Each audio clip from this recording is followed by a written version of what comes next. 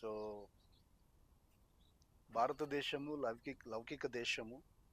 భారతదేశము అంతా కూడా మత సామరస్యత కలిగి ఉండాలన్నటువంటి కాంక్ష కలిగిన వాళ్ళం మనమందరము.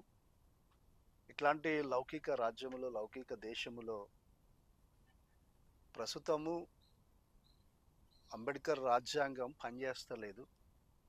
సో రాజ్యాంగాన్ని అధిగమించి లేదా రాజ్యాంగాన్ని పక్కన పెట్టేసి ఈ మనుధర్మ లేదా మనుధర్మ శాస్త్రం ఏదైతే ఉందో దాన్ని పాటించాలని కొన్ని మత విద్వేష శక్తులు పనిచేస్తున్నాయి.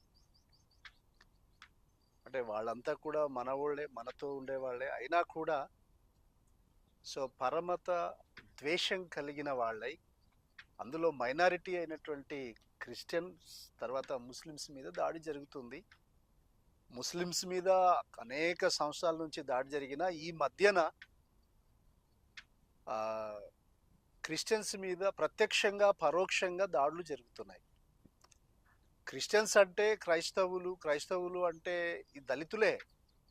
దళిత క్రిస్టియన్స్ మీద దాడి జరుగుతుంది ప్రత్యేకంగా. ఆడు హయ్యర్ క్యాస్ట్ నుంచి కన్వర్ట్ అయిన క్రిస్టియన్స్ మీద దాడి జరుగుతలేదు. ఇది ప్రత్యేకంగా పాత్రికేయులు గమనించండి, దీన్ని కొంచెం హైలైట్ చేయండి. కేవలం దళిత క్రైస్తవుల మీదే దాడి జరుగుతుంది. అప్పర్ క్యాస్ట్ నుంచి వచ్చిన పాసెస్ మీద దాడి జరుగుతలేదు. Because is a full with security full fledged అనమాట. సో ఒక అనిల్ బ్రదర్ మీద దాడి జరగదు, సతీష్ కుమార్ మీద దాడి జరగదు, ఇంకొకరి మీద దాడి జరగదు.